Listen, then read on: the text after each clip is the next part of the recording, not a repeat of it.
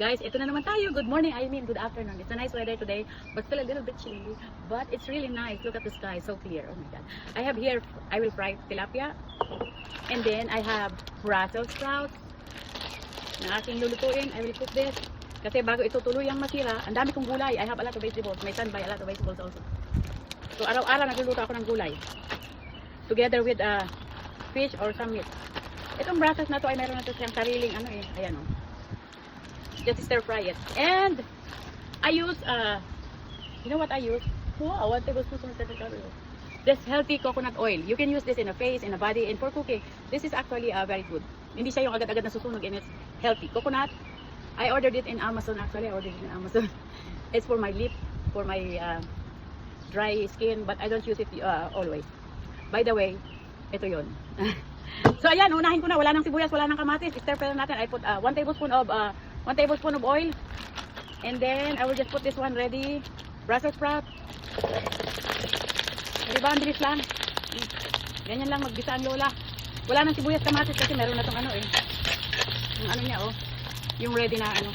Kasi hindi na naman ito maaalala ng anak ko eh. Paborito to ng anak ko kaya lang busy siya. Laging trabaho tapos nasa labas na yun. So, if he wants to eat, he can eat it later. I just need to cook this kasi masisira, sayang. Ayaw kong nasasayang ang mga pagkain. As much as possible, talagang niluluto ko pa ulit. Kasi nga, sayang talaga. Kailangan ko ba ng microphone o mag-voice over na lang ako mamaya? Kasi kung malab, mahina. So, ayan. So, ito ay basahin natin. 1 cup, very low calorie. 1 cup of this one is 80 calories lang of 1 cup of this one after you cook it. That's including the seasoning. And my oil is, actually the oil is, I put, kasi, 1 tablespoon is 130 calories. But, half tablespoon lang ang nilagay ko. So, 130 divided by 2. Mathematics yan. Wala earth. Yan. I-stir fry na talaga siya. So, where is my, I have my small water here. I'm going to put some water. Nagugutom na ako eh. Ayan oh. Hungry na ako. Then we will put the okay. And this tilapia is 100 calories per serving. This is 2 serving. If you eat this all, 200 calories plus the oil. Talagang nakaano. Kabisado ko na ang mga calories. Kasi dyan lang ako nagbawas ng timbang sa calorie deficit na yan talagang. Ngayon this year talaga nagseryoso ako sa calorie deficit. Makikita mo dito oh. I lost about almost 6 kilos. Saan galing yun? Yung 6 kilo na yun, nasa baba na. Saan galing yun? So, continue lang my journey for my, hindi ako nagpapapayat dahil gusto kong pumayat. Nagpapaanak ako ng healthy lifestyle kasi nga, pag tumatanda ka na, marami ka ng wala ka namang nararamdaman. Actually, nung last check-up ko, napakaganda dito kasi pag nag-ano ka, yung doktor mo, talagang i-remind ka, it's your check-up, ganyan-ganyan. O di, bumalik na naman ako sa sa doktor ko. Ang doktor ko ay Indiana. Napakabait niya. So, nag-fully check up naman ako. Para next I will be back there after 6 months.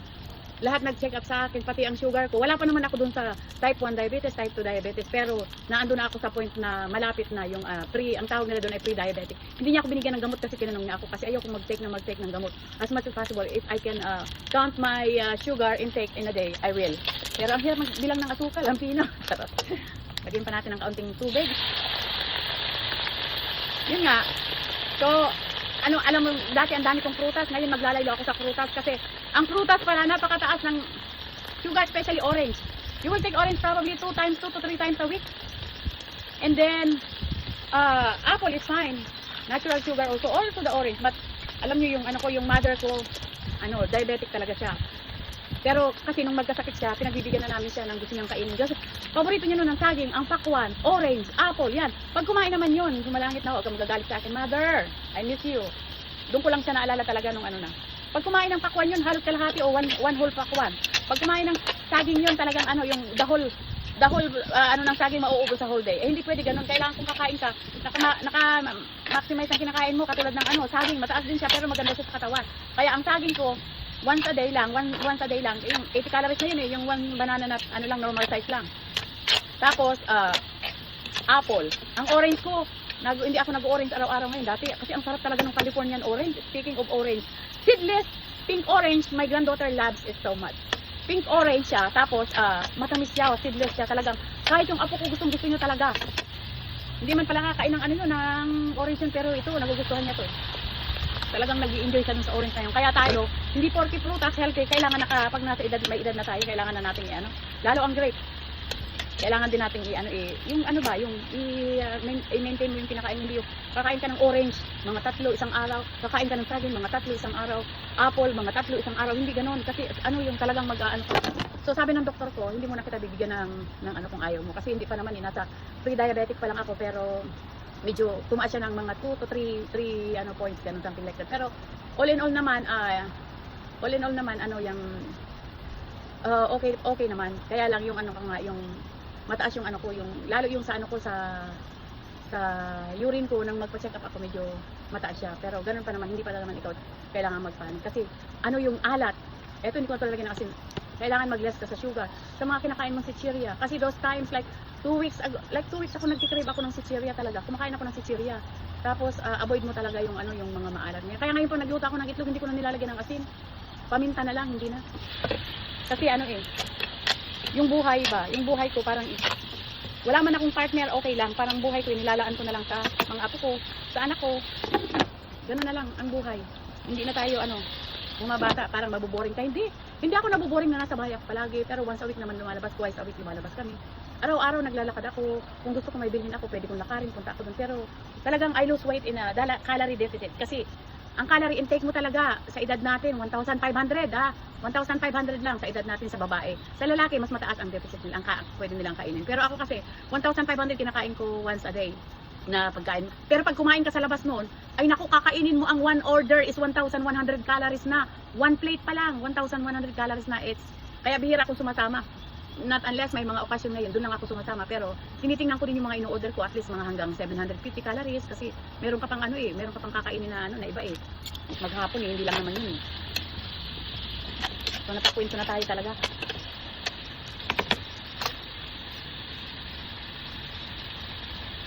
Ang sarap. Very light ang lasa niya, I like it. Nagulat nga ako, sa calorie deficit ka talaga pala papayat, at saka yun talaga, tapos exercise. Yung exercise ko yung paglalakad, at saka yung Tai Chi talaga, it helps a lot. Pero kung uupo ka lang, dati kasi lagi ako nakaupo kasi masakit nga ang paa ko. Ngayon, ang paa ko talagang ginagamit ko talaga siya. So kukunin na natin ang ating plato, ilagay muna natin ito dito, hugasan muna natin ito.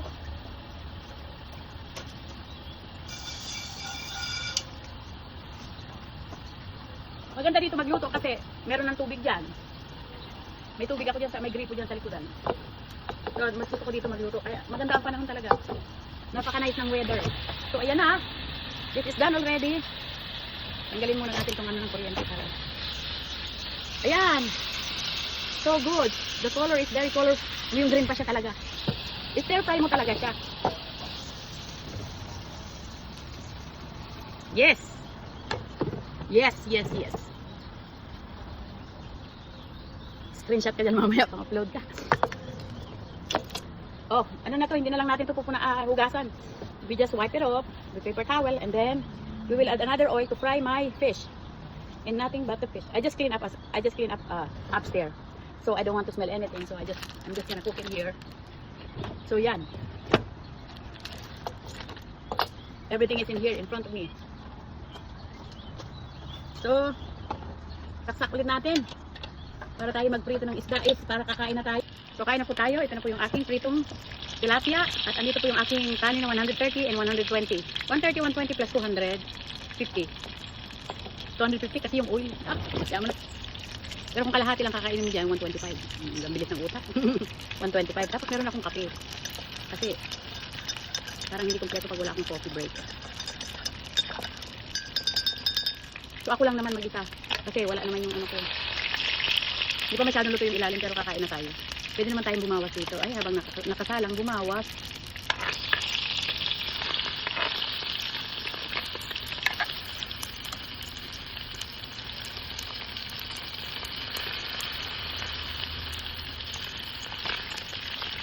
Yan.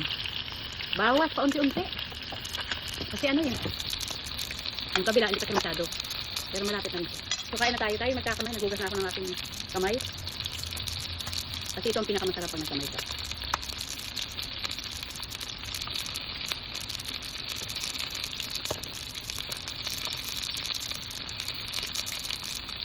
Yan na yun, pakain ko. Turn off ko na pala. Mas maganda pag ilang yung English, turn off.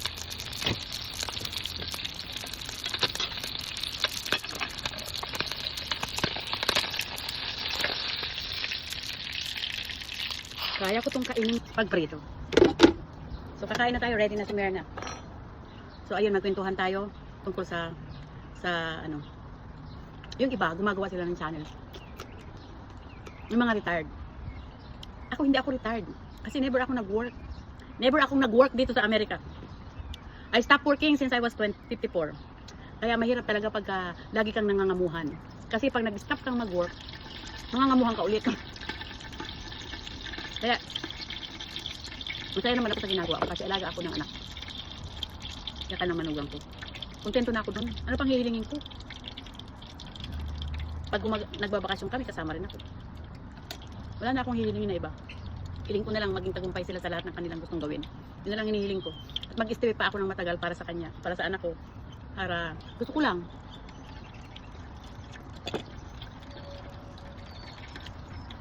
Gusto ko lang talaga na yun lang. Parang hindi ko alam bakit nagkaganito ako. Parang nakontento na ako sa ganitong buhay. Parang may peace of mind ka kasi. May peace of mind ka. Pag ang taong walang peace of mind, hindi talaga matatahimik. Pag ang tao walang peace of mind, matatahimik ka ba? Hindi pa hindi. Ako maingay ang aso. Hindi na siguro yung ano. Yung deliver. Yun lang guys, basta masaya ako kahit hindi ako nag-retire dito, hindi ako nagtrabaho dito, masaya ako. Kasi nasa anak ko ako, nasa mga apo ko ako. Masaya na akong ganito, naantabayanan ko na lang sila. Ganito na lang ngayon, kasi matanda ka na yun. Kasi hindi pa ako, ang isip ko hindi pa ako matanda. Kaya ko pa. Kaya ko pa magtrabaho. Pero may binago ngayon si Trump. Dati kailangan 60, kahit 60 ka, wala kang trabaho, okay lang. Ngayon kailangan magtrabaho. Kaya maghanap ako ng trabaho ngayon. Charot.